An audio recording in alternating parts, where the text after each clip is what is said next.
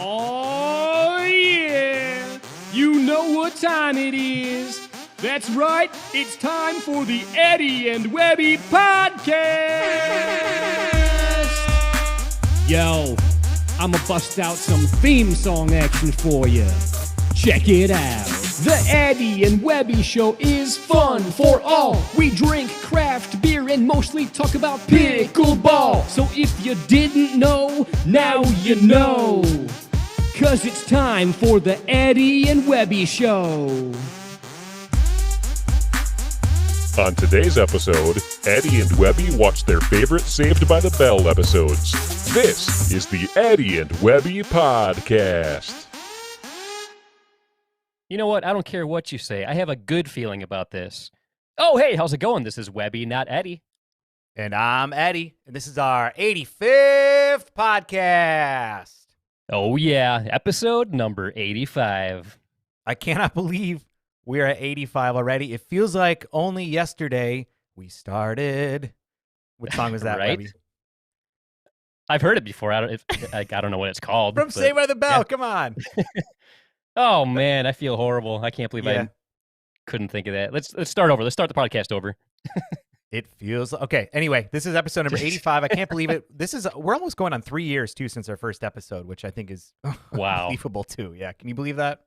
I can't believe either of those facts. Episode 85, almost 3 years we've been doing this. Definitely wouldn't have thought either of those things would have happened. That's right. For those of you guys out there, obviously we are live. We're live on Facebook. We're live on YouTube. And for the, let's say 2 people today that care, we're live on Twitch. And this show is meant to be interactive. So if you have any questions or comments, please throw them down below. That way we can ask our guest. And who knows, maybe there might be some prizes later to incentivize people to ask questions. So yeah, can you believe that, Webby? No, that's awesome. I love prizes, and I hope that happens. I hope it happens too. And also, too, we are not going to be doing Dinking Around after the show tonight. So once the podcast is over, that's it. We're done for a couple weeks. So we better make the best out of it. And I'm really excited about that. I know that we have a very special guest that we're going to be bringing on here very shortly. But before we do that, Webby, I want to know, the universe wants to know, specifically the continent of North America really wants to know, what is going on in Twitter? Well, there is a lot going on Twitter. So much so, I'm going to read a few tweets right now, if you don't mind. Yeah, do it. All right, so let's see what's going on in the Twitter sphere here. Here is one from Dinksenio Hall. I'm glad to see Eddie and Webby are finally doing new episodes of their podcast again. The episode with Jay DeVilliers was great. Well, thank you, Dinksenio. And I agree. Jay was an awesome guest. That was such a fun episode last night. Yeah, definitely a good time. He's a cool guy. And I'm excited also for our guest that we're going to be having on tonight as well. Oh, for sure. Let's do another tweet here. Here's one from Banger McGavin. At Eddie and Webby, is Webby using AOL dial-up internet lately or something? His video quality has been absolutely horrible during the past few episodes of the podcast. Well, thank you for noticing my internet quality. Yeah, you're right. I have been having some issues. I am not using AOL dial-up internet, but I might as well be because I've been having some issues. I got to contact my provider. But anyways, thanks for noticing. Thanks for pointing that out. You've I'll got see what mail. Yeah.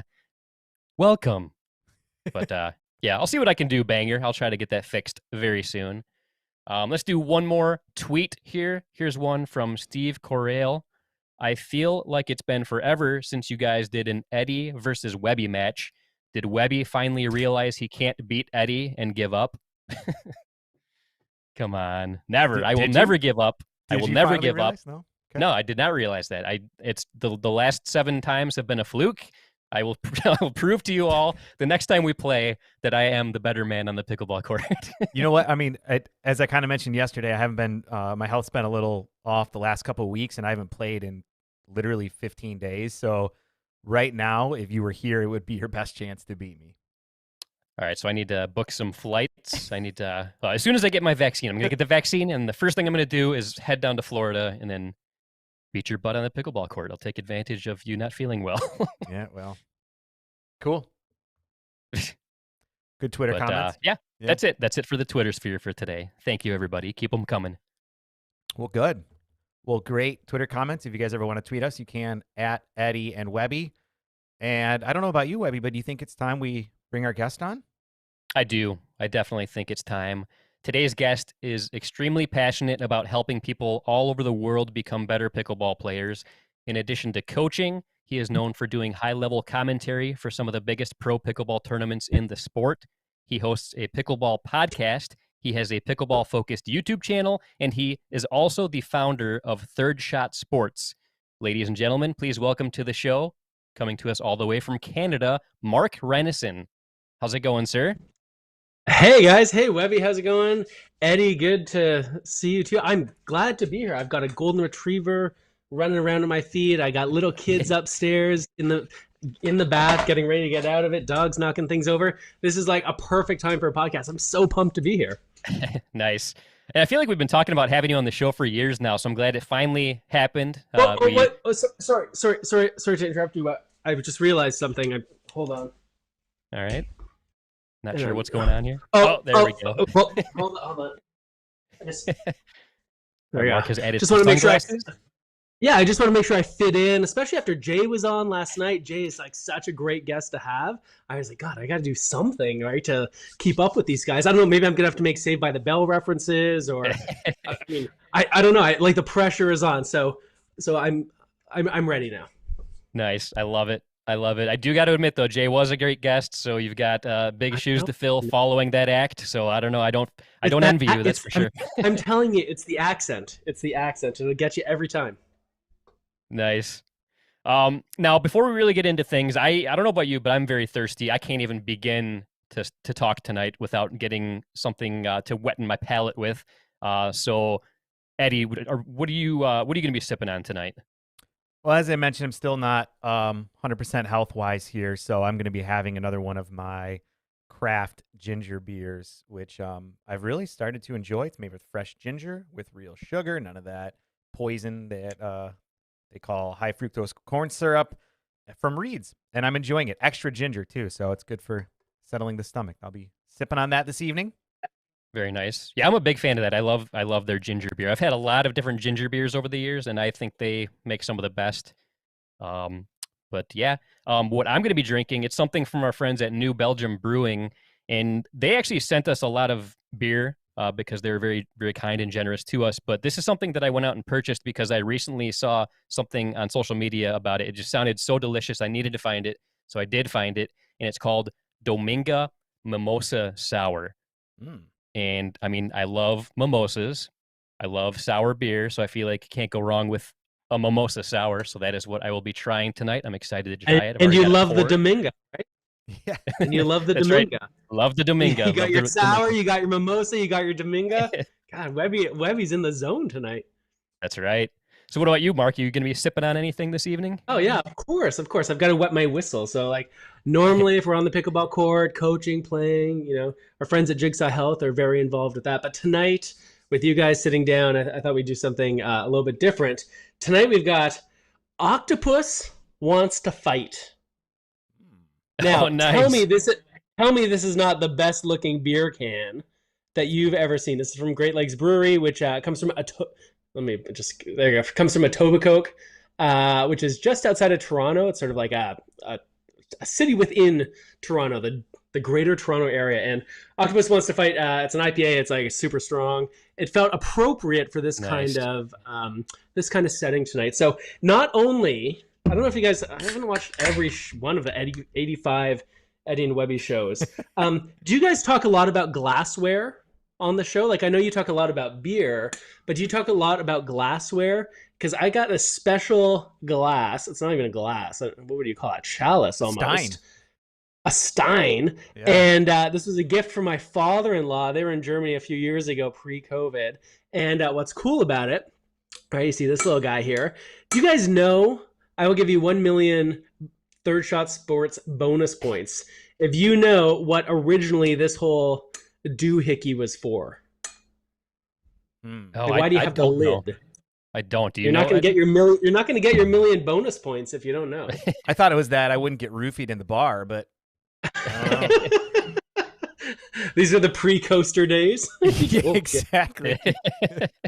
I don't know. So no, but what you're not actually that far off, Eddie, because back in the day when they would have these steins and people would put in the effort to make like something beautiful out of your glass, there were also a lot of flies around.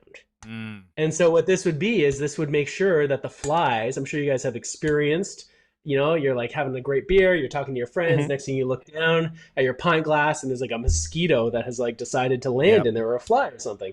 So this little hat keeps the flies out. So there you go. So cheers. Interesting. Nice. Cheers, yeah. Learning something here. But yeah, cheers, gentlemen. Yeah. This is going to be a very fun night. And it is very difficult. But sorry to interrupt you, Abby. It's very difficult to drink your beer with this little hat on, like that beer. Yeah, it definitely takes a lot of talent, takes a lot of skill, but you're doing a great job. Now, before we really get started here, I actually heard a rumor that you might have brought some prizes with you tonight. Is that true? We do have prizes. Do you want to talk about both of them right now? Let's go for it. And prizes, if Mark has prizes, I think we might be able to give some of those out to some lucky people in the audience tonight, and I will let Mark talk about what he's got. All right, so we got two things tonight. One of them, Webby, you and I did a little video analysis experiment recently. It's one of the services we offer at Third Shot Sports, and we looked at two of your matches. And I got to say, there was a lot of improvement, throughout that tournament. I think you said you played like 8 or 11 matches or something, like 11. Yeah, in that one. Yeah, got to go pretty deep in the tournament to play 11. Anyway, right. So one of the things were, I mean, you weren't 2 and out, right? Which is good. So one of the things that we're offering for whoever wins tonight is a free personal video analysis. So the way it works is you send me video of you playing. You decide how the video, it's usually like 15 minutes or a little bit less, and we'll do a whole video analysis. So this is a way that you can get some professional coaching from a distance. I think the retail value is like $100. And you send me the video and I send you a whole like breakdown of the video. If you've seen our Third Shot Sports videos, you know kind of how that goes. We do that for you. We keep it private. You can share it if you want, but we keep it private. And that way it's basically like I'm watching you play matches and giving you feedback and coaching about things you do well, things you can improve on. And I think this is an important key, we also give you ideas of like, how can you make those improvements? What are the kinds of things that you can do when you're at home, wherever you live in Germany, let's say, and what can you do to make those improvements, to take those steps to get better? So that's one of our prizes tonight, is a personal video analysis. That's awesome. Should we talk about number 2? We should, but first I just want to say, like, that prize right there is awesome, yes. Because like Mark said, I recently had the match analysis done for a couple of matches I did from a recent singles tournament, and I got to tell you, I was blown away at the detail, because not only did he do commentary of the play, but he went like frame by frame, scene by scene, and he would replay things, talk about it as it's being replayed. He put graphics and things on the screen to like point out what he's talking about. Like, I was blown away at the work you put into this thing. So that is an awesome prize. So whoever gets that is a very, very lucky person. But yeah, let's hear about prize number 2. Okay, so prize number 2. So for 5 years almost now, one of our really good partners at Third Shot Sports and Pickleball Coaching International has been Selkirk. And Selkirk has been really great at hooking us up with gear that we can use, but also finding ways so that we can get that gear into the hands of other people. So we're offering tonight, hold on. Okay, so you probably know, everyone's heard about the Vanguard paddles that have come out lately, which is great. Vanguard is a big deal. Oh, yeah. Everyone's talking about the Vanguard. And what's brand new, because the original version was the Vanguard Hybrid, right? A little combo of like touch and power, precision, and blasting people off the court. Well, they also have the power version. And the power version, they are now here. And so we've got a bunch of these power versions. So we're going to give away one of these Selkirk Vanguard power paddles. And you can decide whether you want the S2. If you like this sort of more traditional shape, you can choose the S2. If you want what do we got here? Oh, the Invicta. This is like Tyson McGuffin's favorite size, right? It's like a slightly longer handle. It's a little bit longer in the face, but like a bit narrower, not a lot narrower. So you might choose that. You might choose the Epic. I think that goes appropriately with our show tonight. You might choose the Epic, which was this was the shape that I originally started playing with Selkirk paddles. The Enrique Ruiz paddle, loved it. Or you might choose the one that I played with for the first time today. Boom.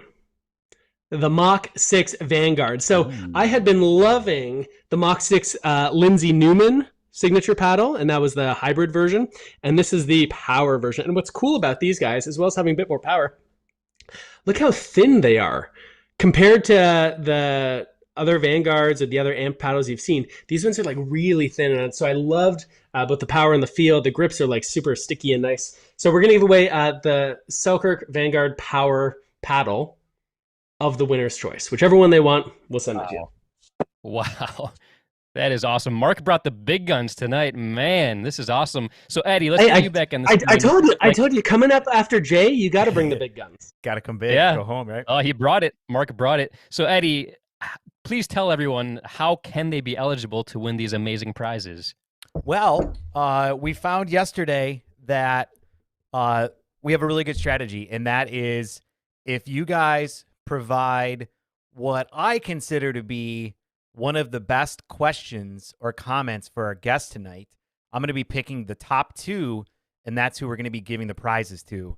And as you can see in the comment below from Chad LaCates, I'm probably butchering your last name. Chad was our winner from last night, so he says he haven't won a paddle in a day, could use another. I don't know, Chad. You're really going to have to bring it today if you want to be in the drawing for right. another prize here. But yeah, throughout the episode, if you guys have a question or a comment for Mark, go ahead and put it down below, and I'll pick the top 2. And then towards the end of the show, you guys have to stick around. We'll announce them, and you can send us the information, and we'll get that going. So you know what I love about Chad in this comment here is like he's really embodying the idea that like 90% of success is just showing up. Yeah, exactly. Right. And so here's Chad. You're like, yeah, we've got our 2 people on Twitch, right? That's probably my mom and my dad watching on Twitch. And then we got Chad here on the feed right away. Chad's like, hey, they can't give it to Mark's mom or dad, right? That would be nepotism. Right. Let's give it to Chad again. So Chad, I don't know, you're like in the lead. I'm sure you're in the lead. Well, Chad had a great strategy yesterday because he probably asked at least 8 questions, but they were all good questions too. So like that. The fact that he interacted so much and they were high-quality questions, it was a no-brainer for me to choose Chad yesterday. But it doesn't matter what I think today. Eddie is the judge, so you got to get in the mindset of Eddie. What do you think Eddie is going to like for the best question of the night? And guys, just so you know, I totally accept bribes, 100%. So just keep that in mind. You guys ever played that game, card game, Cards Against Humanity? And the idea is basically like put down horrible things, but it's so much about not what you think the best answer is, but what you think the guesser is going to think the best answer is. Exactly. Right? And I feel like that's what's happening tonight is like, you don't have to ask a good question. You just have to ask a question that Eddie thinks is good. Right. Right. Like you got to get in that mindset. Like, I don't know, maybe maybe you've gone like deep into Eddie's past and like he's got a real sweet spot for like Saved by the Bell, for example. Right. Yeah. Well, in that case, then I think Lauren McLaughlin would have already won because she wrote, "I'm so excited, I'm so excited, I'm so scared." Right? Anybody remember that? Oh yeah, that's a good one. That's a great comment, Lauren. Yeah. Nice. R.I.P. Dustin Diamond. Tough year. Very, very sad. Very sad for sure. We lost Screech. But, yeah, so Mark, I definitely want to get to learn more about you. We will definitely be talking a lot of pickleball tonight. But before we do, I want to know a little bit about your background. So could you tell us where you grew up and what was your life like pre-pickleball? Sure. I'll get serious and take off the glasses for a second. So I grew up in Canada's capital. Do you guys know Canada's capital city? Oh, sorry. Webby's mid-drink. Do you guys know Canada's capital city? I know another million. Do you know it, Eddie? The old I'm half Canadian, so of course I know it. Oh, well, there you go. Let's hear it. Oh no, he put you on the spot. Webby, you're pretty close to it. You're in Michigan, right? I am in Michigan, yep. It's not Windsor. Yeah, Windsor was what my answer was going to be, so go ahead and just tell us. I'm not good at geography. Okay, so I grew up in Ottawa, Ontario. Ottawa is the capital of Okay. Canada. Okay. It's okay. You would not be the first Americans who didn't roll off the tongue. But so I grew up in Ottawa, our nation's capital, and so I grew up speaking English and speaking some French because it's bilingual here. And yeah, I was like a junior tennis player, and that's what I would do is like spend my summers traveling around, spend my winters like waking up in the middle like 6 a.m. and go to tennis practice.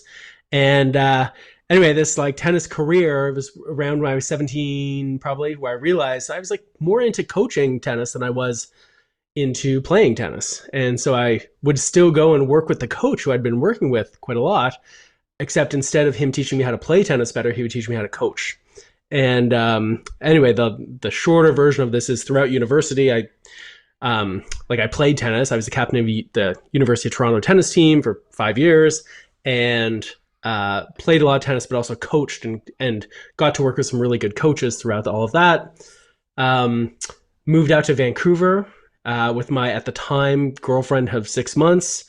2-year trial in Vancouver turned into 6 years and getting married and getting a dog. Many of you at home have seen Lacey on our YouTube videos, and having a baby. And so after we had that baby, it was time to like move back to the province of Ontario, where most of our good friends and family were, but we didn't want to be back in Toronto again. And so we said, hey, actually my wife said, the small town of 20,000 people of Collingwood, Ontario is the most like Vancouver, British Columbia you can find in Ontario. Let's move there. And I was like, all right, let's do it. We moved here. My daughter was 3 months old. I was on parental leave with her. Discovered pickleball one day at the YMCA. Some grandmother said, hey, well, I'd love to hold that little baby while you go play. And I went out and played. And as many like people know, whether you're a tennis player or you've seen the good tennis players come out, if people are pretty strong tennis players, they become pretty good at pickleball pretty quick. And the person, his name is Bill First, who I think of as like my fairy grandfather. He was like a 75-year-old man at the time who was there and said, whoa, you're really good at pickleball. How long have you been playing? And I was like, 15 minutes. Your wife is holding my baby. And that was the start. And since then, it has been a bit of a roller coaster. Like I was like, hey, as I realized pickleball was starting to grow around our province and elsewhere, and most of the coaches at the time weren't professional coaches. They were really nice, well-meaning volunteers who were doing the very best they could. And I was like, there is a business opportunity here for someone who is a professional coach in sort of a pickleball adjacent sport.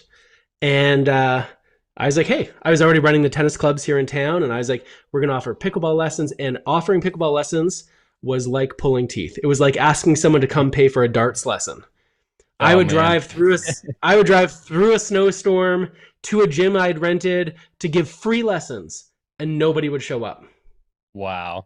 And it was demoralizing, and it was pretty tough.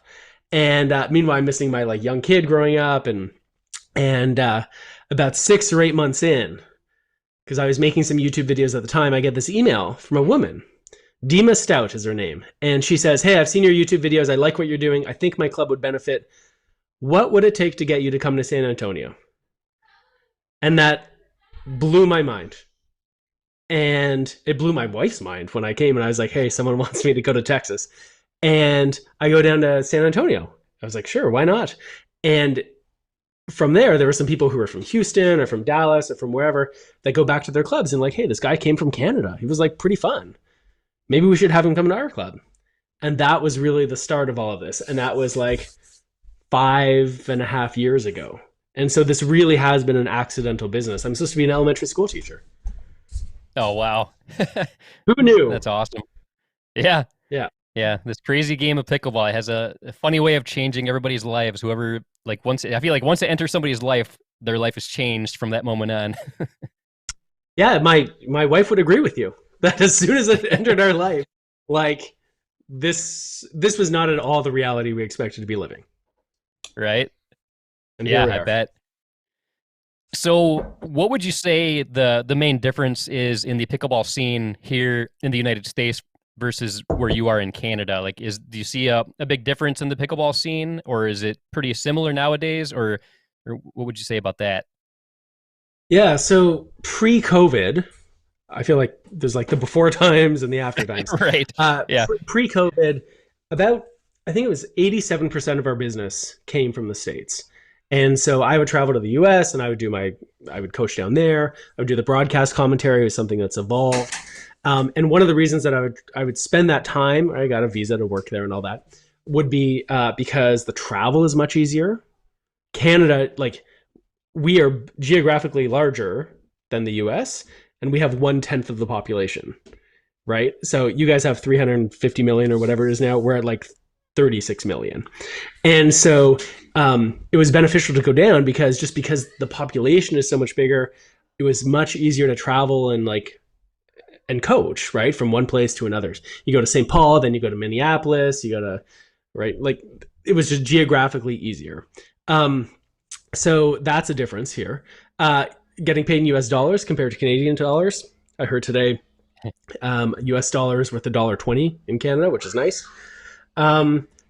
As far as difference goes, I'd say the US is probably what I would guess to be like 5 to 10 years ahead. 10 is probably too much, 5 years. What happens is so many Canadians go down as snowbirds. They go down to Arizona, or they go to Florida, or they go to California, and then they kind of like see what the pickleball scene is there is like. And because there's so many more people playing, again, it's a population thing, all of a sudden the like level that they're exposed to is higher. And so when they come back to wherever they live in Canada, often they're like a big fish in a small pond.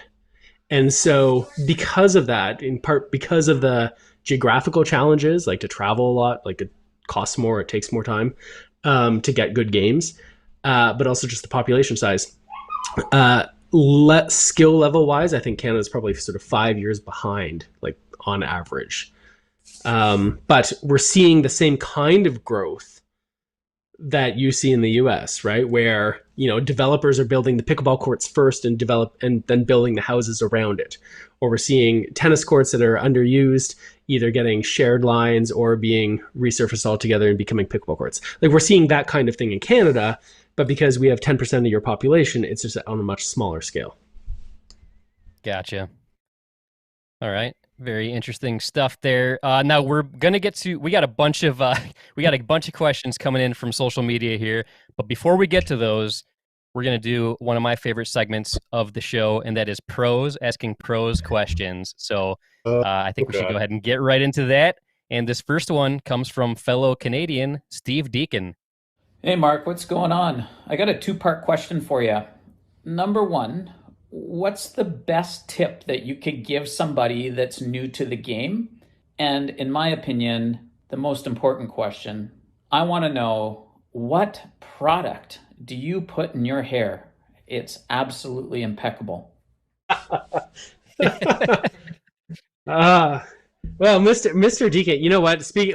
Before I answer that question, I want to give a shout out to Steve. Like, he doesn't need that many more, right? But Steve is someone who's like really made a commitment. And I think the pickleball community in Canada, whether they know Steve personally or not, are really proud of what he's done. He has left what has been a family business that was sort of like a pretty secure kind of pathway in his life. And like really like taken pickleball by the horns and like really committed to it. And I think that takes a lot of guts to do that. So, so I think, I don't think people always know the backstory, and I think that that's an important one. Steve and his wife Stacy have like really sort of made that commitment, and like you watch his results, like he's an old guy. Like he'll be the first to tell you he's an old guy who's doing very well amongst the young guys, which is great. So as to Steve's question, for beginning players, the thing I would say that is so important, and we try to work on this with our coaches who come through Pickleball Coaching International, is like, you need to start to think, you don't need to, but you should start to think about pickleball not as a hitting sport. It's not about hitting. Hitting is easy. Pickleball is a game about chasing. It's about chasing the ball. I see this all the time where beginners who've never played pickleball before, you put a paddle in their hand, give them a ball, and say, try to hit over the net. They can always do it. Almost always do it. Right? And that itself is a sign that pickleball is easy. But what happens is when they try to have rallies, the second, third, fourth ball, that's when it all falls apart. And it's not because hitting's hard. It's because they're not good at judging where the ball's going so they can move to the right place to then have that nice swing.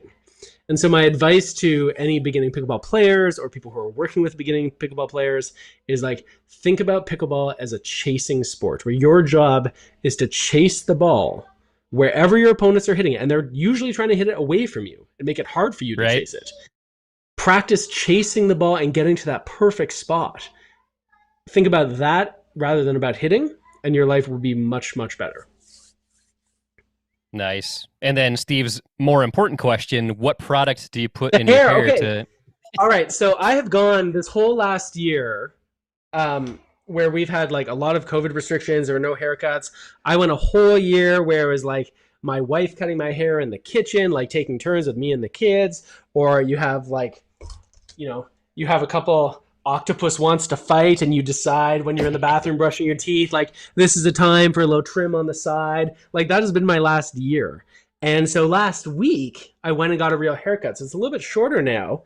But the truth is I use zero product.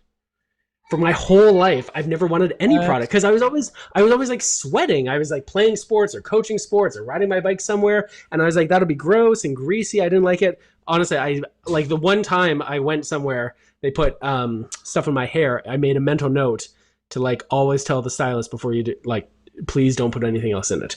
So wow. There's never anything in it. This is like a natural thing. And if you've seen my son, I've got this redheaded son with like crazy curly hair. You will see like that this is a sort of hereditary thing. So you mean to tell me that the trademark Mark Renneson look is au natural, nothing? It is all au natural. When I was sitting in the seat the other day when the woman was cutting my hair, she's like, "Oh, what do you want?" And I was like, "Believe it. Do you want stuff?" I was like, "Believe it or not, like in some way, my brand, right? Like how people associate it. I always get comments from people I've never met before in my life. Like, oh, you got a haircut, but like, what about? I always recognize you with the hair. So it's anyway. Or if I wear a hat when I'm coaching because it's 1,000,000 degrees outside and I'm sweating, someone's like, oh, I was hoping to. Anyway, so no, Steve, this is all. And I just see John Paul Favretto down below says he needs a Flowbee for his hair. Do you guys know what the Flowbee is? Oh, yeah. I remember the Flowbee. Yeah. I got one haircut once from a guy because my usual place, just around the corner, he's like, I've got the best thing. He was like an old man. I was surprised he could stand, let alone cut my hair. And he's like, don't worry, I'll give you the best haircut in your life. And he puts this thing on me and I'm like, what is going on? I had no idea about the Flowbee. And he says, it's perfect. It makes it the same length all over.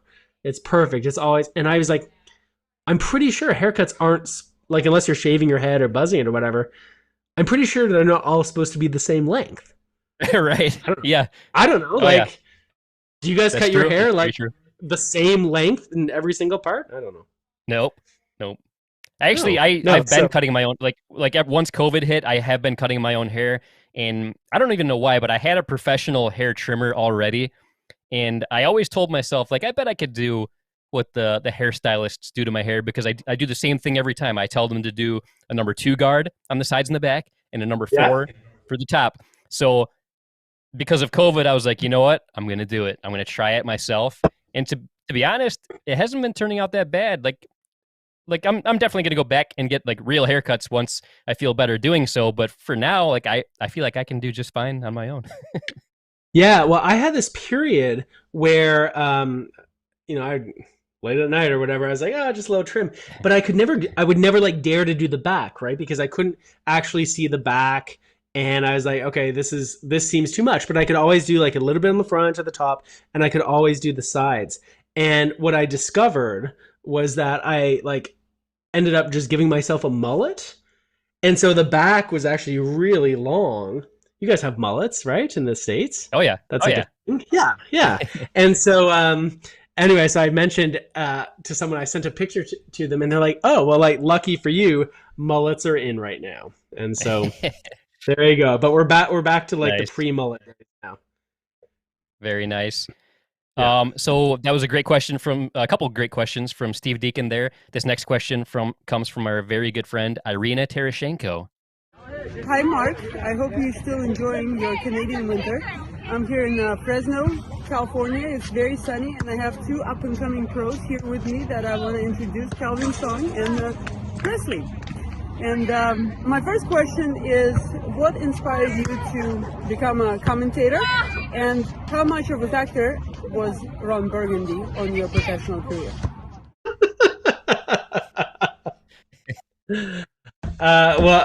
Okay, so I do love myself some good Ron Burgundy. It's amazing, right? Like when you think about commentators or broadcasters of any kind, I don't know what the percentage split is. I'd be like curious to know what you think, but there's a certain part about like what they know, and then there's another part about how they share what they know. Right? It's not just like when I was starting the tennis coaching thing a long time ago, we called it how to be, right? Like how you are in front of the group. And when you look at someone like Ron Burgundy, right, or any other sportscaster or someone else who's like enjoyable to watch, even if you think like, yeah, their knowledge is so, like a little bit suspect, or there's other people who are a little more professional or whatever it is. If you listen to them or you watch them and it feels like they're being open and they're being honest and they're doing their best and they care about delivering something really good, then even if there's other people who know more than they do, I feel like you want to watch them, right? And so I can think of a few people out there. I probably shouldn't say it because then it makes it sound like a slight, like they don't know as much as other. But there's people who I love watching, and I don't love watching because they have this great knowledge, even if they do have this great knowledge. I love watching because they're like enthusiastic. They care about what they're watching. They like bring the viewer in. And I think that's a really like special quality. And I don't know how people like learn to do that other than sort of putting in the reps and putting in the time to do it. I don't know. So yeah, Ron Burgundy is like, I wouldn't say he was my motto, but I aspire, Irina, to be Ron Burgundy one day. As to the question about how it happened, that's a good question. I'm not even sure the beginning of it. I think what's happened has been like, so I turned 40. You can see there's my 40th birthday balloon, which is still up. Like I'm no spring chicken. And it was pretty clear, like, if I was going to have any sort of business related to pickleball, it wasn't going to be because I'm a great player. I'm a decent enough player. I can play with players. Like I can hang with some of them, at least. But like this wasn't gonna be a business because I was like playing. And through the coaching, back to these videos that we had made, I tried to make the videos that I want to watch. I don't want people to waste my time. I don't want an 8-minute video when it could be a 2-minute video. I want you to like get to the point. And I would always try to make videos like that. And at the same time, I would realize that our audience was a mix of people, just like I'm sure your audience is a mix of people. Sometimes you get really knowledgeable pickleball players.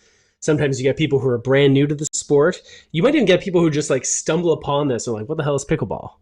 Right? And so when I would make my videos, I would always kind of keep that in mind, is like, don't waste people's time and make sure you're talking to a pretty broad audience. And it was after doing that enough, that's what it was, is I got an email from Terry or Chris or maybe even Jim at US Open, and who invited me, who said, hey, would you be in, we've seen your videos. We think that the way that you communicate in the videos is kind of what we're going for at US Open, right? It's going to be on CBS Sports and all that stuff. We're trying to get someone who has a certain depth of like knowledge, but can also speak about it in a way that you don't have to be an expert to get it.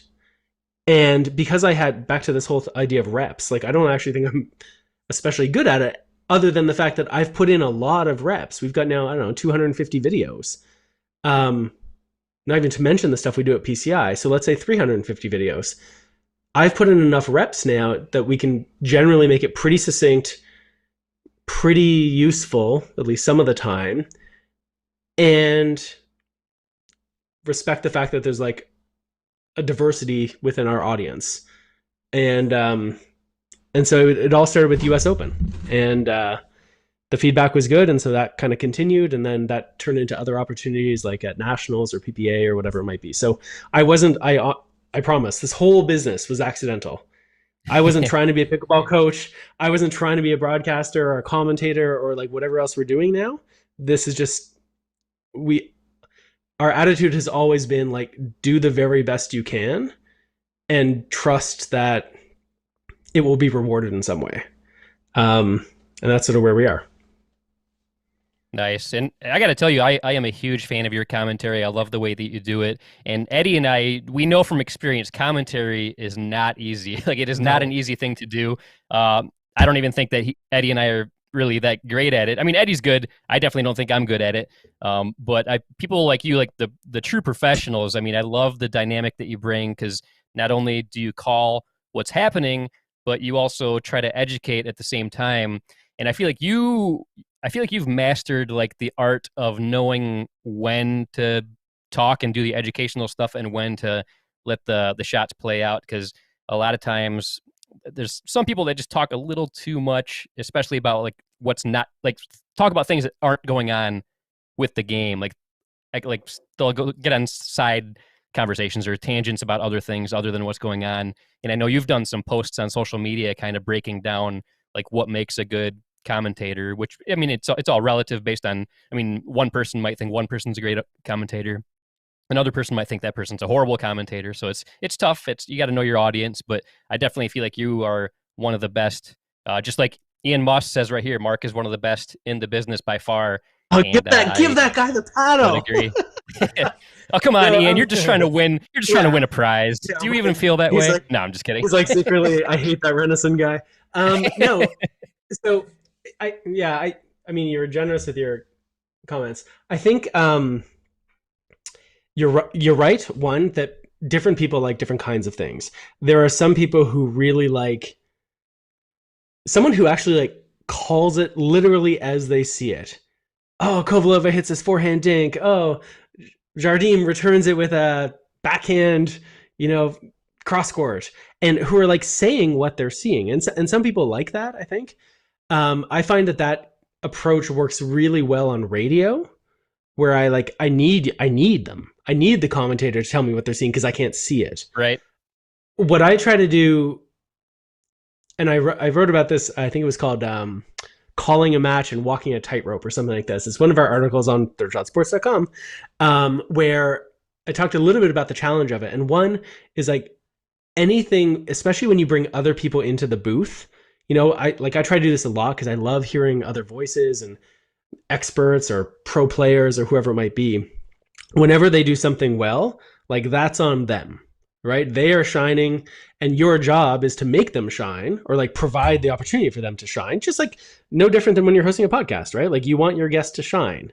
And if they shine, yeah, you created the situation, but like they did the work. And when it messes up, when it doesn't sound good, when you're talking during a game point or a match point about what you did last night or whatever, that's on you as the host, right? Like your job is to like rein things in.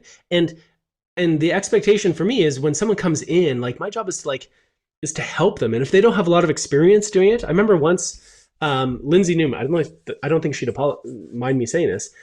I asked Lindsay, I was like, hey, it was a Mesa PPA tournament. Do you want to come in the booth? I'd love to have, I think people would really love to hear you. She's like, I've never done this before. I don't want to do it. I was like, come on, Lindsay, you'd be great.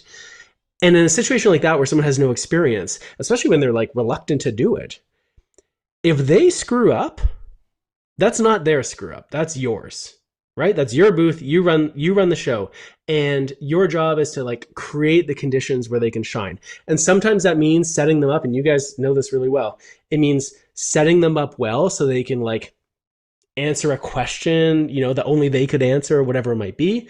Sometimes it means stepping back and letting them speak more because that's kind of their vibe, right? Your job is to kind of manage that. And I think that's something that people don't always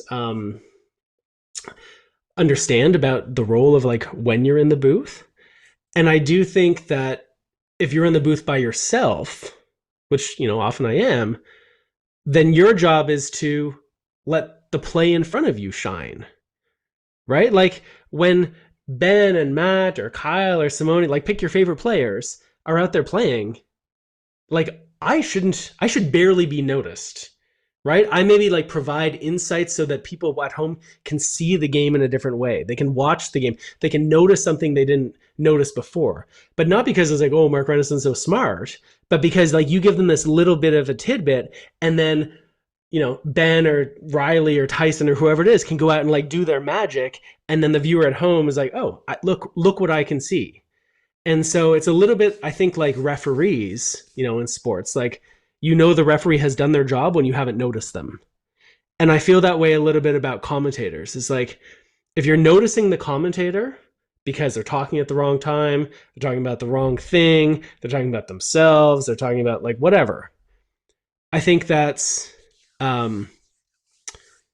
takes away from what our job actually is, which is to allow the people in front of the camera to really shine. Yeah, I totally agree. This is a great topic. I think this is something Eddie and I probably could talk about for hours alone. But we do have a couple more great pro questions here. This next one comes from Irina's friend and up-and-coming pro player, Calvin Song. How's it going, Mark? My question to you is, what was your funniest blooper on air or broadcast? Oh, God. Funniest blooper. That's a tough question. I have pretty short-term memory for this sort of stuff, which I think is like a requirement for the job. So I've done a couple. I've been in situations. So one of the things I've learned, which I think you guys probably know, is that you should assume anytime you're around a mic, you should assume it's on, right? Oh, yeah. And that's a mistake. That's a mistake I've made earlier. And look, sometimes someone in the truck, they're busy with something else and they don't have a chance to hit the mute button or whatever it is. So you need to learn, and you learn the hard way sometimes, that that all mics should be considered hot mics. An NHL referee just got fired yesterday, right? Because he was like mic'd up, and this came out that he was like looking to give a penalty, right?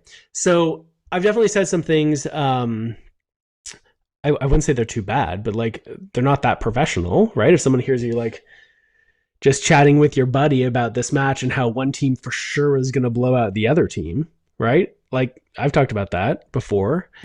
I've been in situations where someone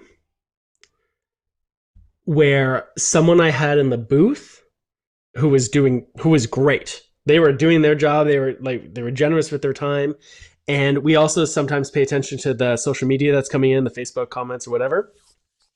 And I didn't realize that the person beside me in the booth had a history with a person on social media. And the social media person was just like, oh, hey, like, have you noticed so-and-so, like, is always hitting their backhand cross court or whatever it was, or, hey, watch out for that, like, down the line lob over the backhand side or whatever it might be, right? It wasn't about the person at all. It was just a comment. Maybe they didn't even comment. Maybe we could just see that they were watching.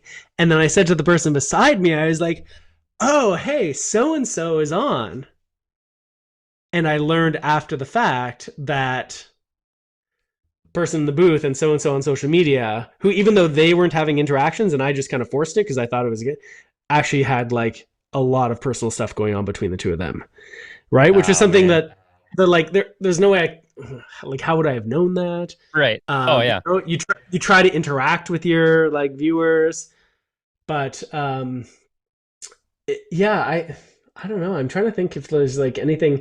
I don't think there's been anything career ending, or if there was, I've like deleted it as quickly as I could.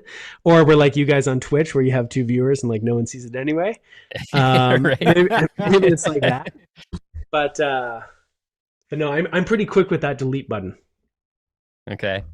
All right. Yeah, that's pretty good. And it's probably good to just block it out from memory. But I went to broadcasting school, so I learned very early on in my life that if you see a microphone or a camera on a tripod, just assume it's on. Just always assume it's on and watch what you say and you'll be fine. I know it's not always easy to do, but once you learn to look for those things, then you'll be good and safe. But what's so hard about it is like, and this is another reason why I get kind of defensive I mean, it's been a while since I've done a lot of broadcasting because of COVID and I'm staying home and I'm not like traveling to do this stuff. And so, but I get a little bit defensive when people are out there like ragging on people doing broadcast stuff because it's like, you don't understand. It's not only that you're putting in 8, 10, 12 hours in a row where you're sitting at the same chair watching pickleball, and like as fun as pickleball is and as much as we love it, it's like after the 9th hour, you know, like you start to get a little bit tired of it, right? There's only so many times you can say, wow, what a great drop that was. And so I get defensive when people rag on those people because one, they're putting in all this time. And the other thing is that any time that the viewer, like it goes to a commercial, right? A Jigsaw commercial or a Selkirk commercial, whatever it might be, Pickle Play commercial, goes to a commercial. Those broadcasters, they don't get the break because like you said, they have to assume the mic is hot and the camera's on them. Right. So all the things that you might do, right? You and I, before we were here, I was like, oh, you know what, guys, I'm going to take a quick bathroom break. I'll be back in a minute. And like, whatever. Right. You can't do that during this stuff. And so I think that that's something that I wish, people don't even know about it, but I wish that the people who are so quick to put down broadcasters who don't broadcast or commentate exactly the way that they would prefer.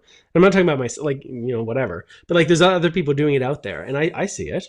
And I try when I can, like when it's appropriate to sort of say something is like, there's so much that goes on that you don't see that is so taxing. You know, think about like the Red Rock tournament that they just had in Utah.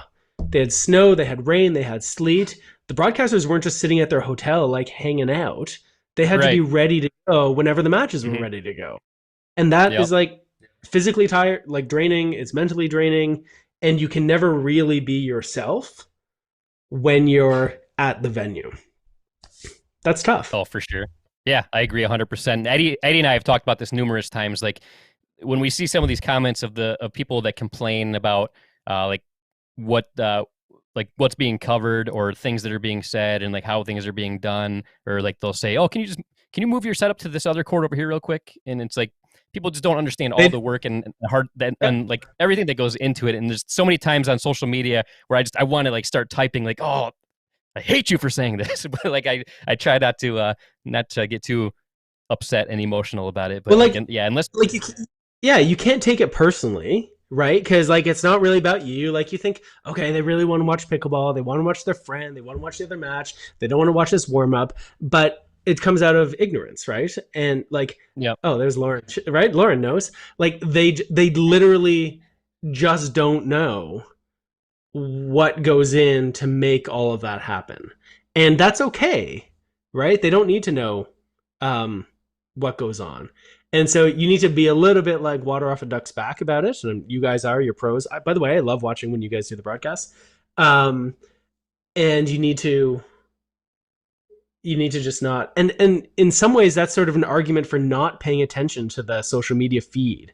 Like I get the upside is like you can interact with your people, just like Laura right now. Exactly. Can't send all the comments during live stream with people bashing commentary, right? Like we can talk to Laura, but if all of a sudden I'm like, transfixed about what Laurel's saying, that I'm not paying attention to the match or all that stuff, it's hard. It's a tough.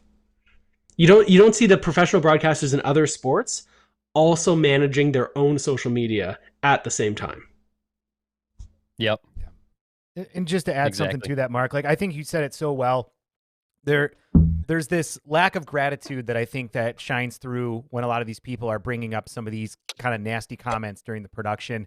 And what they don't understand is most of these people are doing it either as volunteers or not making nearly the money that a professional broadcast crew does. And they're also wearing multiple hats. In a real, let's say it's an NBA game, right? They have, I don't know, 100, 200 people in that broadcast, $1 million budget, whatever it is. Everybody has their one job. They focus on it and they do it. And they're there for, let's say, 6 hours, live for 3 hours. A lot of these pickleball tournaments, it's 3-4 days of consistent back-to-back broadcasting, and you have to be locked in for 8 to 9 hours straight with very little breaks between it. You're taking a bite of food between matches. you're out there and you're just wearing yourself thin. And there are a lot of people that are grateful on social media, but then you get some people that they just, rather than sharing feedback about, hey, it would be awesome if you could do this, they just come up with this nasty stuff. And I think it says more about them than it does about the actual broadcast. But I appreciate the words you're saying, because I really do think that, first of all, commentary is hard, production is hard, and all these people that are out there hating, go give it a try, because I guarantee you're going to suck ass when you first start it, and it's going to take you a long time for you to be good. Yeah, like, so I hear that, and I appreciate the sentiment, and it comes from someone, like, it's so clear, someone who's invested the time and effort to do that, right? At the same time, I also think, and I've had this like conversation with people online, is like, okay, well, look, if this is too hard for you to act like a professional, or if it's too hard for you to pay attention to the match instead of talk about what you did last night at the casino or whatever, then like maybe you're not the right person for this job. Yeah. Right. And so it's so tough. And we live in this age where so much is for free, right? This podcast, you guys are using your time, your expertise, your setup. I'm like missing story time right now, whatever. And it's all for free, right? And so we're sort of in this moment where the expectation is that things are for free, and the standard that's expected gets higher and higher and higher and higher. And, you know, I love, there's a Venn diagram out there where it's like, it's got three sort of like, it's not a Venn diagram, that's a bad choice. There's three like little switches. There's cheap, there's quick, and there's good. And usually what goes along with this cheap, quick, good is you can have two out of the three. You can have your thing be cheap and quick, but it's going to be garbage. Or you can have your thing cheap and good, but it's not going to be quick. Or you can have, right? So that's the thing, is like, but we're sort of at this point now where people, the expectation of the quality is very high for a lot of cases. And because some people are sort of setting the standard, and that's good. We want high quality products. And it's super tough, especially when you're the one grinding away and people don't see it and they don't appreciate it and they whatever. And then they're like, yeah, you guys suck. That's tough. Right. Yeah. And it's like, but we're not alone. Like, I mean, God, talk to any author who's written a book, who's put like their whole life into writing a book, and someone's like, this is trash, right? Or they don't sell any copies, right? Like, it's kind of the grind. And I think that's one of the reasons why people who have literally like built something from nothing, right? Your podcast, I'm not sure you were planning in your life's plan to have the Eddie and Webby show as be like a thing. And now it's happened. You've built something from nothing, right? Third Shot Sports is like that. Pickleball Coaching International is like that. And the more you invest your time and effort and expertise and sweat and blood and tears and sacrifice, of course it's going to hurt more when someone gives that throwaway comment. Like, God, I can see like better pickleball commentary like for my grandma, right? Or whatever it is, right? It's tough to let that go. But the same way, here's like, I guess the last thing I would say about this is like the same way that you develop a skill to lead a broadcast booth or lead a podcast or run a video or run a coaching session or do lessons, the same way you develop those skills over time. I actually think it's really important for people who have some sort of public profile. I have to develop that skill of letting that stuff go. And like my wife for Christmas, the one gift she gave me for Christmas was a mug that says, "Life is too short to argue with people on the internet." That's like, good. It's like pretty apropos for the situation, right? So, oh yeah, that was great information, and I totally agree with pretty much everything that you said. And I've always been the type of person that I've always been really good at not letting things get to me, but it never fails. There's always at least that one person that leaves a negative comment that just really hits me hard and like gets me thinking and makes me doubt myself and stuff like that. And I feel like that's probably the case for everybody that is kind of a public figure or does commentary or puts themselves out there like we all do with content and stuff like that, where I feel like it doesn't matter how tough we are or how thick our skin is, there's always going to be just that one or two negative comments out there that really get under our skin and really make us feel bad. So I wish more people thought about that, like that we're humans, all right? We have hearts, we have feelings. Yeah. If you cut us, do we not bleed? Yeah, I think the thing, one of the things to sort of keep in mind is, and I did a video, I can't remember what the video was for anymore now, but I did a video recently about this. And the short version is, I had a friend who, before he was my friend, but he was friends with friends, he, when he was a teenager, had a brain tumor. His name is Ben Seawald. So Ben goes in for surgery. Happy to be in Canada where you don't have to pay out of pocket for any of that. Anyway, Ben goes into surgery, has his brain tumor removed. He comes out, he like regains consciousness. His buddies are around, and the guy's like, Ben, like, how are you feeling, man? Are you okay? And Ben says, boys, I realize there's two universal truths. And the guys are like, what? And he says, rule number one. My wife just came down. She's like already smiling. She's heard the story a million times. Rule number one, guys. It's not about you. And the guys are like, what? What's going on? And they're like, you know what? Your boyfriend's mad at you. Your girlfriend's mad at you. Your parents are mad at you. Your teacher, whatever. Someone like talk shit to you when you're walking down the street. It's not about you. They've got their own stuff going on in their life. You just happen to be there on the receiving end of it. And so when that bad stuff happens, it's not about you. And the boys are like, okay, all right, Ben, not about you. What's rule number two? And it's like, oh, rule number two. Sometimes it is about you.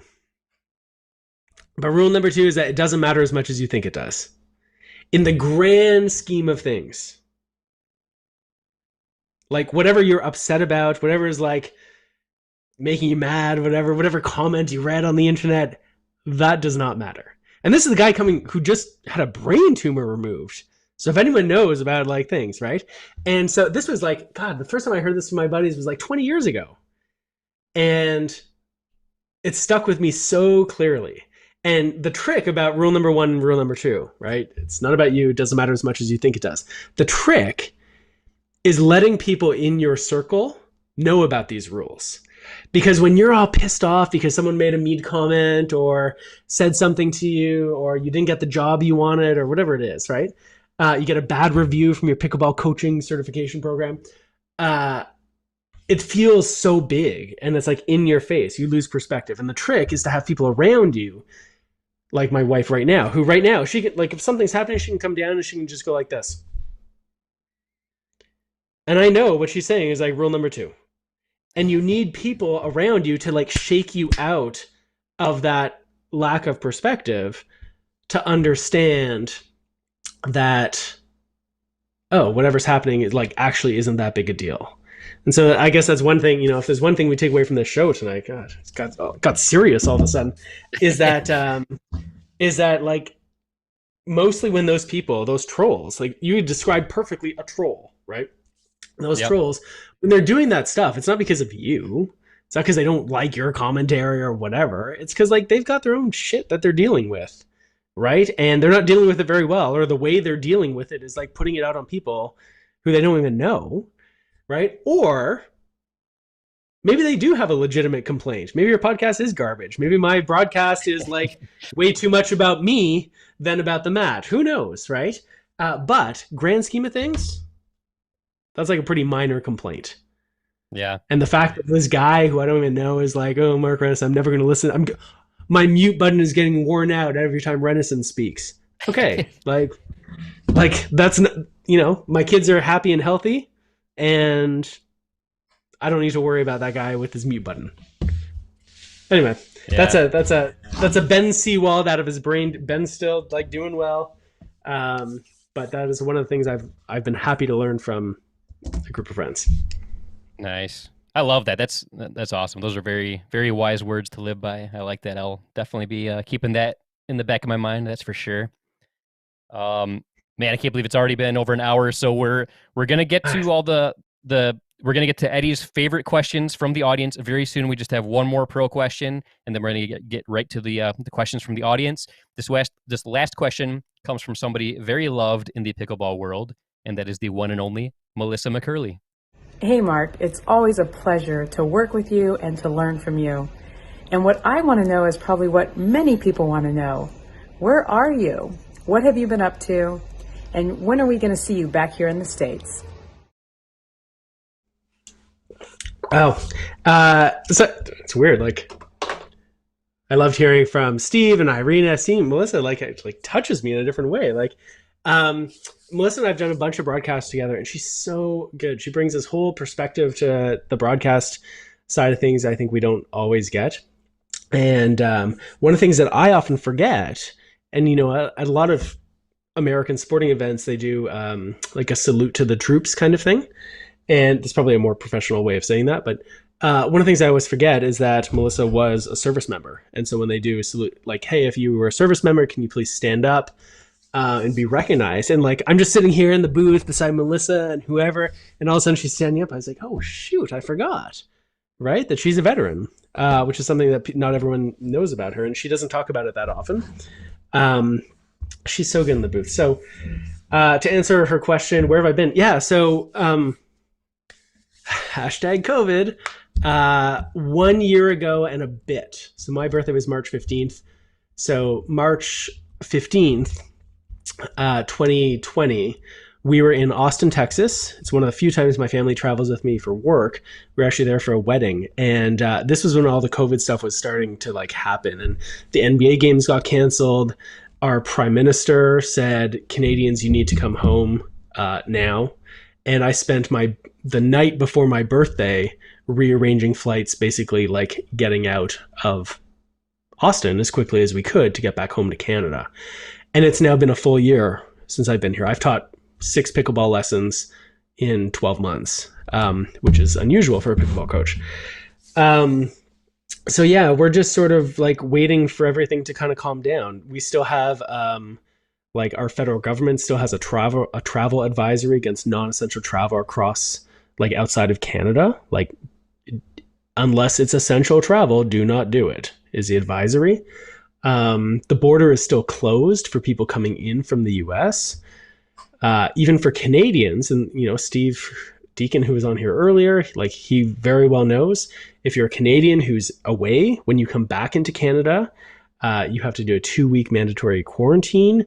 Those first 3 days, I believe, are at a government-approved hotel where like you have to pay out of pocket, and they make it very expensive. So there's a disincentive to go away to do it.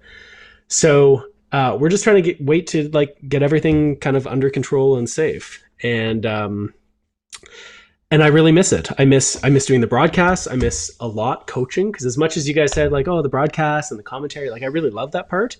But like I'm a coach at heart, right? I'm a teacher at heart. Put on like 30 pounds in the last year because like I'm now sitting and drinking and eating at a computer, like seriously, instead of being on the court coaching, right? And so I want to get back out coaching. I want to get out doing, seeing the tournaments. I want to get out like being around people. We just need to wait a little bit longer till everything's more under control. And so it's looking positive with vaccine rollout, both in your country and in mine. So my hope is we've got a few things planned for the first time. Like I haven't been coaching in Canada. We've been through 3 or 4 lockdowns here. And I know you're in Michigan, where there's been some as well. We've had 3 or 4 lockdowns here in my province. I'm going to do some domestic coaching starting this summer, hopefully. And my hope is to be back in the US starting in the fall. So we'll see. But it depends on just making sure that it's safe, and that whatever risk there is, that it's small enough that, we can sort of take that. But I miss it. I like I said at the start of this, 87% of our business before this was in the US. So it's been a big change for us. Wow. No, I bet. Yeah, well, I definitely can't wait to see you get back to action here in the States. And man, my wife and I and my family and I, we had 2 different trips to Canada planned last year. And I feel like that's when COVID like really became real for us, because 2 big trips that we had planned got canceled because of COVID. We were going to see Niagara Falls on the Canadian side with the family, and then my wife and I were going to take a trip to Toronto. And yeah, that's things got real with COVID and ruined all those plans. So I can't wait till we can finally come and travel back into Canada. Can't wait till you can come back to the States and do what you do best. But Eddie, I'd like to turn it over to you because I think we've got a lot of people probably waiting to see whose questions we show on the screen and who could possibly win some awesome prizes. So what do you got for us? Well, first of all, I want to make a huge shout out to everybody out there. Thank you so much for all the questions that you guys have submitted. The amount of interaction we've had tonight has been great. We wish we could get to all of your questions, but, unfortunately we weren't able to. So I am just going to narrow it down to the 2 finalists. And Ooh. yeah, so, and honestly, this was really hard to do. We had a lot of good questions, but I definitely think that I want to pick these 2. And okay, so I guess the first one should be, should we say this question is going to be for the coaching, the match analysis? Yes, so this one is definitely going to be for the match analysis. What's that? Whoa. Yep. Hold on. I'm ready. All right. Okay. Oh, here we go. And the winner of this one, and we'll announce the winner, and then Mark, I'll have you answer the question here. And I think this is honestly, this was one of my favorite questions that I saw today, and I'm very curious at what your perspective is. And the winner of the match analysis is on YouTube, Kendig2176. Congratulations. Oh, I love that guy. Yeah. I love that guy. Congratulations. Yes. And his question is, how big is the gap between the top pro seniors versus open pros in your opinion? Because you talked a little bit earlier about Steve Deakin, and he's still playing open. He's not senior yet, but he's on the older side of the the open non-senior yet. And so what is the gap? How big is that gap? Oh God. That's a tough. I didn't realize that what counts as a good question is one that really puts me on the spot. Mm-hmm. That's why I liked it. Yeah, sorry, I had to step away to help out my old dog so she can stand. What's the gap? If we're talking doubles here, because if we're talking singles, singles the gap is very large. It's why you see, it's why you see the singles draws typically be so much smaller. How big is the gap? I don't know. How do you measure it? It's I think in doubles, there's so many good players who have just, should we call it graduated? Who have graduated to seniors recently. So Chris Miller, right? Mills is he's a very good player, right? He's just graduated to senior. There's a guy, Mircea Moriaru. I'm butchering his last name. He's now in singles. He just beat Rick Witzkin in singles at the Del Rey tournament. I think in doubles, the gap isn't that big. Look at someone like Weinbach. Mm-hmm. Like Dave Weinbach is a senior player now, right? And there's no way that Dave can't hang with those top players in the non-senior pro versions. So I think that when it comes to doubles, the gap's not that big if you're talking about people who are relatively new to the seniors. Like, let's say they've been in seniors, 7 years or less, 5 years or less, maybe. There'd be some exceptions. So someone like Scott Moore, right? Scott Moore, like that guy, you can never count out Scott Moore, right? Or someone like Glenn Peterson, right? Who's always kind of there. What I think is Alex different, Hamner, you right on the women's side, you look at Alex. Alex is playing with Tyler Loon in the pro division mixed doubles at U.S. Open, right? So someone like Alex or like Jen, Yeah, I think doubles, and this is one of the reasons why pickleball is such a great sport, is like in doubles especially, it's a bit of an equalizer when it comes to age. You have not that much court you have to cover compared to another sport like say tennis or compared to singles pickleball, right? Like it's relatively like straight up. Where I think there's more of a difference is not so much senior and not senior, but pickleball has changed so much in the last 3-4 years. Like the amount of power now that you see, right? How, I remember with Simone not too long ago, she's like, yeah, no, every ball is attackable. Every ball you can attack. Which like 3 years ago, everyone was talking about, oh yeah, I just hit a great drop, just hit a good dink, they can't attack it. And Simone's like, are you kidding? I can attack anything. Now, what that attack looks like might differ a little bit depending on like the situation, but like every shot is an offensive opportunity. So I don't think that's, so I guess what I'm saying is, if you've been playing pickleball for a long time, and whether you're senior or not, if you've been playing for a long time where there's a certain like foundation of how pickleball is to be played, then these last 3 or 4 years, especially with these newer players coming in who don't subscribe to those old notions of it, or the people who've been playing for a while but have like evolved it, all of a sudden you're like, holy shit, this is not the pickleball that I remember. Right. Yeah.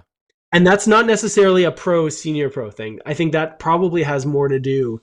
In some ways, you could almost make the argument that if you've played pickleball for less time, you might actually have an advantage over someone who's been playing 20 years. Now, you could make that other argument is like, no, if you have 20 years, there's still certain things that still work that like the young kids coming in or the newbies won't get. You can make that argument. But I think it's less about pro and senior pro, and it's more about, are you prepared to adapt to the way pickleball is being played now? To this high-powered, always looking to go on offense, always looking to hit hard, hitting soft when you need to, but like immediately looking to hit hard again. If you can adapt to that, then whether you're pro or senior pro or whatever, whichever age group, you're pretty good. But if you are someone who's like, oh, that's not how we played 15 years ago, right, you are going to struggle.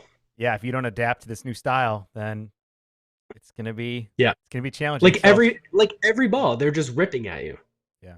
Right? And you should see how many emails I get from people who are like, what are we gonna do about these people who aren't playing pickleball properly? Yeah. And I was like, I don't know, how badly did you beat them? We're like, no, they killed us 11-2.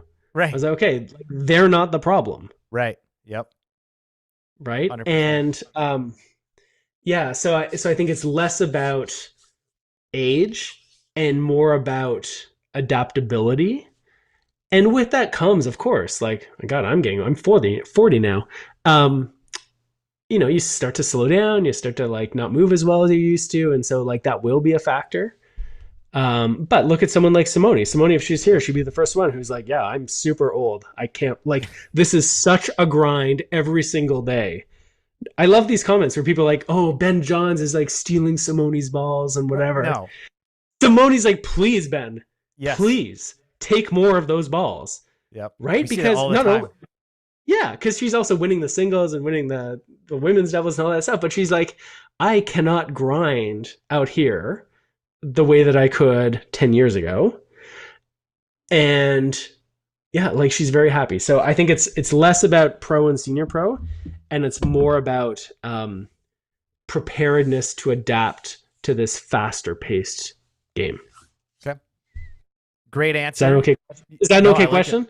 Yeah, no, okay. I think it's good. Thank you, Kendig. Again, if you want to reach out to Webby or I, either through Facebook Messenger or send us an email to contact@eddieandwebby.com. We'll hook you up, Kendig 2176. That's right. Oh, yeah.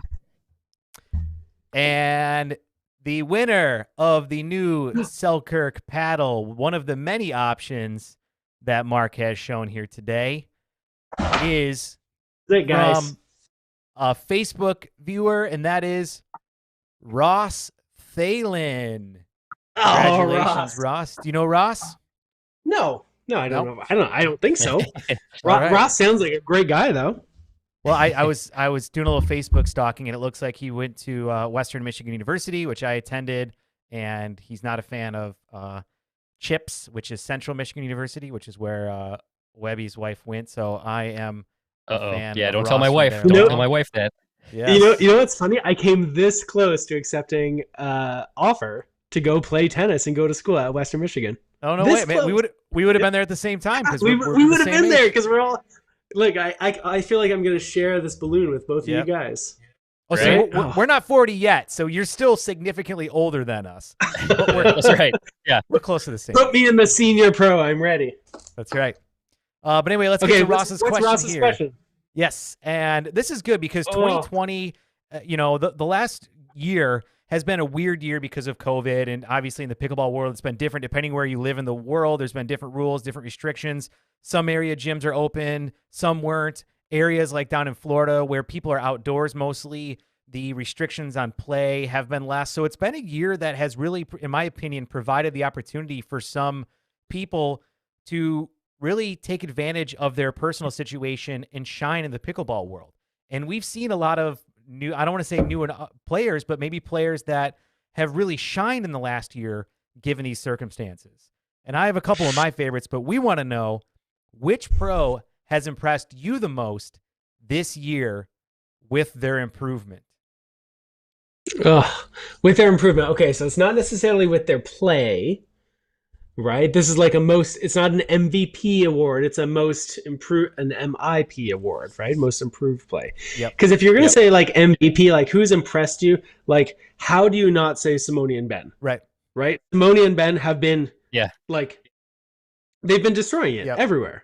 Mm-hmm. Right? Simone, like 41 years old, right? Give her a new balloon. The fact that she's been as good as she has been, as consistently as she has been, I think is really impressive. And I think it's going to be down the road a little bit that we start to sort of look back and appreciate that a little bit more. Ben continues to be great, like on the singles and doubles side, which is good. I think, who would I say?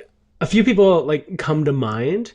I think you have to say Zayn Navratil, who has he's made a splash for a number of different reasons. I know you've done stuff with him before, Webby. You're like your one-on-one match, and so I think Zayn. If you were going to give like a newcomer of the year award, I think Zayn would be a good contender for that. Not only because like he's performed well and competed well, but he's also like pushing the envelope when it comes to the sport, right? And I really appreciate people who are thinking about pickleball in different ways. And so Zayn is clearly someone who's doing that to the point where they're like making rules so that he can't do what he wants to do, right? Yeah. So I think Zayn is a strong contender.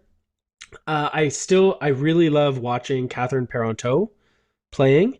I think that she is underappreciated for the diversity of skill she has. Like there are people in the pickleball world who you're like, oh God, she's such a great defender, right? Or, oh, he's so good at finishing points.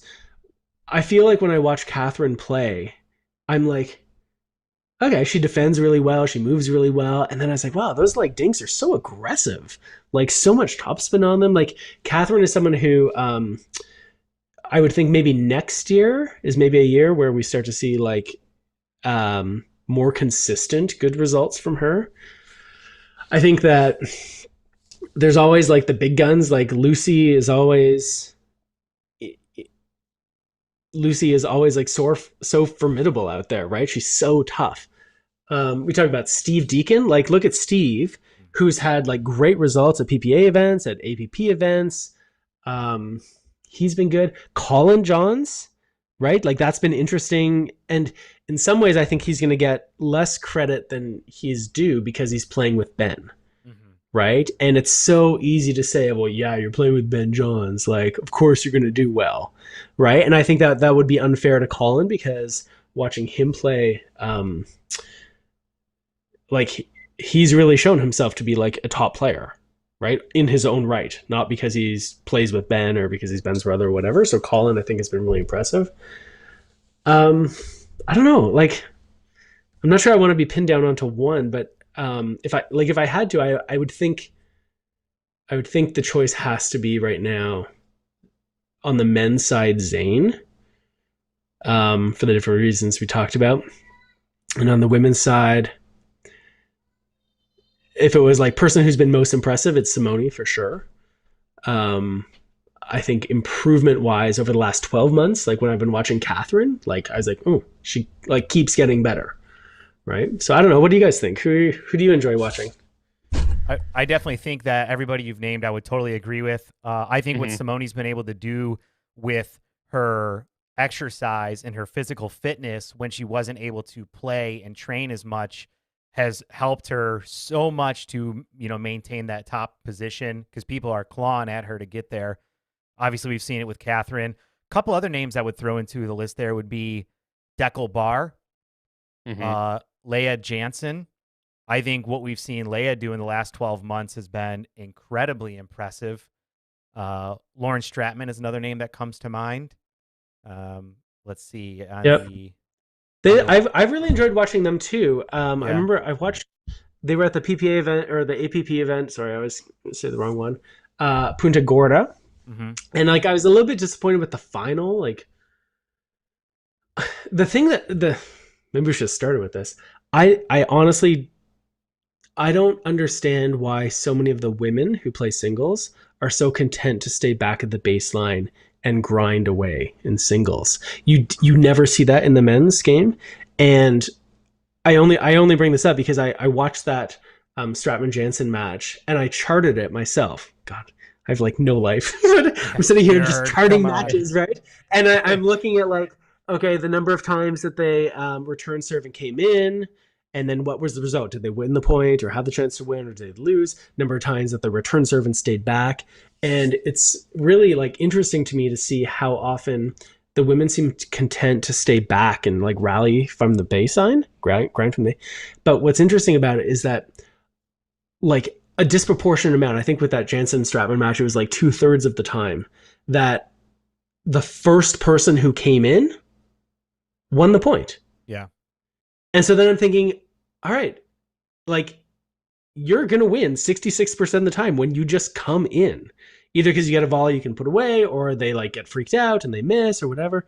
And so to me, I talked to Simone about that. I probably shouldn't say what she said about like, she's quite happy to like grind from the baseline because like that is to her strength. Right.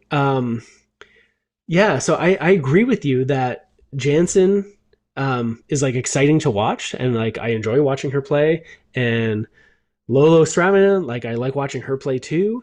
And even Catherine, like I kind of put them all kind of in this group. And I do think that on the single side of things, starting to see them by default come forward and stay back when they have to is going to be a real switch compared to, all right, I'm going to stay back by default and come in when I see a great opportunity. And that's a real difference between the men's game on singles, in singles compared to the women's game. And you can watch at the next events is like the guys are like, they're like chomping at the bit to come forward. And the women, not all of them, but often will come forward when they feel confident they've hit a good enough return. And so if you say someone like Dekel Bar, who I agree, he should have been in that list as well. Dekel has like had good results with Steve Deakin, right? Who we mentioned before. I love watching him play. He and I played singles at the last US Nationals, and he was like, he beat me, but he's tough, and he like hits shots where you're like, I was like surprised you got it back, let alone hit a winner, right? And it's partly because he's so tall. Like he's got the kind of body that I think successful pickleball players in the next few years are going to more often than not have. Like tall, thin, moves well, can reach far. Dekel's like, he's a tough guy to play against. Yeah, that's great. A couple others too, and I know we do have to kind of close up here. Just names that I want to mention. Cali Smith, Patrick Smith, and Jay DeVilliers, I think are also some names that really come to mind that have stepped it up over the last year. So Webby, was there anyone else that you thought of that you would add to that list? I feel like you covered everybody that was on the top of my list. Zayn was the one that like popped into my head immediately when that question got brought up, just because like he just made such a huge splash in the past year. John Sincola, he's another one too that I feel like, he's really coming too. Yeah, he's like, I'm looking forward to watching him a little bit more. Like, I don't think I've seen him enough. And then this last APP event, he's like dominating, right? He's doing really well. Cali Smith, I love watching her play. We talked about it a little bit. One of the things that's interesting about her, she's got at least one little kid. I think there's a real difference, not always, I guess, but when you have like slightly older players, especially if they have kids, back to this whole rule number 1, rule number 2 thing, like what really matters, put things in perspective. Simone would be the first one to say, like, pickleball is not the main thing in my life, like my kids and my family are. And I think that there's a certain amount of freedom that comes for playing when you have that approach. Like, hey, yeah, this matters, but this doesn't matter as much as everything else. And watching Cali play, I've seen that she plays pretty fearlessly, right? Like, she doesn't seem super stressed. I love watching her play. Her backhand's like great. Jessie Irvin would be another one, right? Like, Jessie continues to like get better. Yeah, like, I don't know. To me, it's a super exciting time in pickleball because there are so many good players who are pushing the more established players. And that's where we go back to what we said before, is like the question for the more established players who've been around longer: are you able to evolve? Not about the way pickleball should be played or whatever, but the way that pickleball is being played. And those younger, newer players coming in are the ones who are really kind of driving that evolution. Right. Can you still hear me? It looks like my camera might have cut out. I can hear you, but you went away. All right. But it doesn't matter. Nobody needs to see me. Welcome to Pickleball Problems. I'm your host, Mark Renneson. Today we're going to be talking about the Eddie and Webby show. Nice. Nobody needs to see me anyway. Just they need to hear me. But man, Mark, this has been such a fun night. I can't believe 90 minutes has already gone by. But before we part ways, we do want to give you a chance to say whatever you'd like to everybody that's tuning in, whether it be about Pickleball Coaching International or Third Shot Sports, or whatever you want. Stage I get to promote. I get to promote stuff. That's right. Oh God, what do I say? Look, we have a few. We've got Third Shot Sports. You know about that. Pickleball Coaching International is our sort of coaching wing. You can find it at pcipickleball.com. One of the really coolest things that we did is as well as like we do instructor certification, we have a whole program there. But one of the things we did recently was we said, look, there's a lot of people who don't consider themselves pickleball coaches or pickleball pros, but they are people who are introducing new players to pickleball, introducing beginners. Maybe they're an ambassador, maybe they work at a rec center, maybe they're just like the person in the community that someone always sends new players to. So we started something, it's 100% free. You can find it at pcipickleball.com. It's called the Introductory Instructor Training Program. It's 100% free. You get to see me, for what it's worth, for 75 minutes on a pickleball court with 3 brand new beginning players. I coach them. We have all these subtitles about like what I'm thinking, what I'm observing, why we're doing what we're doing. It's totally free. You can check it out, pcipickleball.com. It's been like 2 weeks. We've had more than 500 people come through it so far. We're trying to make it, we think that everyone, especially beginning players, deserve like really great initial touches, because if they have that great initial touch, they're more likely to sort of stay in pickleball and stay involved. And so check it out at pcipickleball.com. It's totally free. That'd be my one pitch at the end of the night. Nice. Well, we cannot thank you enough for joining us tonight. This was a very fun night, very insightful, a lot of great topics. I feel like we could easily talk to you for like 3 or 4 hours about pickleball, just because so knowledgeable. There's so much wealth of knowledge that you could share, but I'm sure we'll have you on again in the future. We can talk about many more topics. You know what?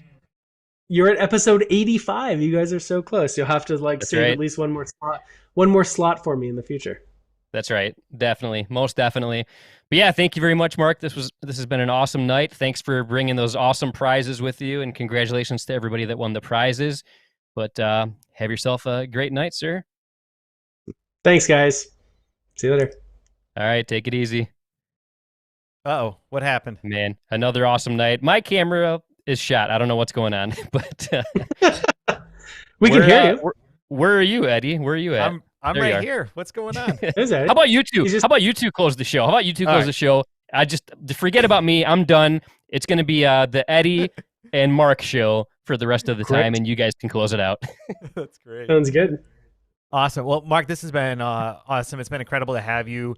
I always really appreciate your insight into the sport. You have a lot of knowledge, a lot of history with it, and it shows. And I think we had some really good discussions tonight. So thank you very much for that. I don't know if Webby already gave you the opportunity to, but we like to give everyone an opportunity to give some shout outs, talk about maybe some services that you provide, or if there's any sponsors or anything like that. He did. Oh, sure. He did do the part. Yeah. Okay. Happy to do that. We've got our good friends at Pickle Play, right? A great pickleball app. We've got our friends at Jigsaw Health. We've got Selkirk. And I would let everyone know about Pickleball Coaching International. We do a whole bunch of cool stuff there, whether you're a professional coach or trying to get into it or a volunteer. We've got great programs. You can sign up. Many of them are free, where you can do a intro pickleball instructor program. Check it out, pcipickleball.com. Cool. And then to follow you personally, are you Instagram, We're- Facebook, all of the above? We're everywhere. We're everywhere. Yeah. So Facebook, yes. YouTube, yes. Instagram, yes. So we've got some new ones happening right now. We're also on Twitter. Although you guys get some hot pickleball tweets. I got to get on some of those myself. If you're on TikTok, so we do a whole bunch of stuff on TikTok. I posted a video like a week ago that's now got like 250,000 views. That's crazy. Pickleball video, right? So we're trying to grow. I got a message from someone who's like, please, TikTok, stop making pickleball a thing. It's coming up on my page all the time. So we're contributing to that. We're also on something called Clubhouse. Are you guys on Clubhouse? No, but I've seen you bring it up a couple times here. I think Webby and I Clubhouse. need to get with the times, right? You guys, Right. you guys would love it. So Clubhouse is like, imagine if podcasts and live radio had a baby, right? And so it's super specific. You can pick the kind of conversations you want to have, the rooms you want to sit in on. You can, so we do all these pickleball ones. I co-host a show every Tuesday night at 9 with Maggie Raminci. And so you can make it really specific, but it's live. It doesn't get recorded. You're not allowed to record it. It's against the rules of Clubhouse to record it. You get booted out. And so you get these really great live conversations about whatever. And so we're on there. There's a pickleball community that's out there. It's growing pretty quickly. And we do cool things. So if you're on Clubhouse, check us out at Third Shot Sports. And if you want to be on Clubhouse, you're kind of like interested in it right now, because they're sort of like pretty early stage. It's all by invite only. So if someone out there is like, hey, I love audio, I love listening to radio, and I love pickleball, if you shoot me an email, Mark at Third Shot Sports, or find us on social media, I'll send you one of those invites, and you can join us. But it's pretty cool, like, chance to talk about all sort of stuff. And what's neat about it, as you guys know about radio, like theater of the mind, is like, you can't bullshit your way through it. You can't just put up some fancy graphics or have a nice background, right? Like, it's all about the content, because it's just about the audio. So you guys, I bet, would like it, and I bet a lot of your viewers and listeners would too. Well, we'll definitely check it out. And all of you guys out there, definitely check out Mark Renneson and Third Shot Sports and all the great things you're doing, Mark. So I know. Thank you so much again for joining us here tonight. And hopefully we're going to see you in the near future when life gets back to normal. I hope so. Cheers, guys. All right. Thanks, Mark. We'll see you, man. All right, cheers. Have a good one. So I don't know if you can tell, but I'm using my webcam right now. I can tell. I can't tell. The quality looks drastically different It's there. so bad. It's Yes. so bad. I had to step But away for the minute the ginger beer kicked in, and I think I stepped away at the producer should not leave ever during a live production. Never right? fails. Yeah, I feel like as soon as you stepped away, the camera went black, but whatever. It was fine. That's hilarious. we got through it. But man, that was such an awesome night. Like Mark, like I said, such a wealth of knowledge in the pickleball world. I could easily talk to him for hours, and the time just flew by tonight. But man, a lot of great topics were covered tonight. Thanks everybody for all the question submissions. I know we only got to a couple of them. You guys submitted a bunch of great questions on social media. But we'll have Mark on again in the future and get to more of your questions. That's for sure. Yes, and as we mentioned, congratulations again to KenDig2176 on YouTube. You won the match analysis from Mark Renneson. Congratulations to Ross Thalen on Facebook. You won the Selkirk paddle. Go ahead and reach out to us. Give us your contact information.